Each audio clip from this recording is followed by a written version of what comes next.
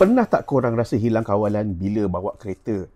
Jom aku kongsikan kat korang macam mana aku rasa bila hilang kawalan pandu makan EV ini. Jadi baru-baru ini kami dapat pandu sendiri SUV elektrik makan EV dan pada kami dia mengekalkan ciri-ciri pemanduan dinamik yang wujud pada model-model Porsche seperti contoh Taycan. Respons steering yang cukup perisa, dia punya talaan suspensi untuk pemanduan yang sporty dan juga selesa, dan yang paling penting ia juga stabil pada kelajuan tinggi di lebuh raya. Itu kalau bawa macam biasa. Macam mana pula kalau kita berdepan dengan situasi hilang kawalan?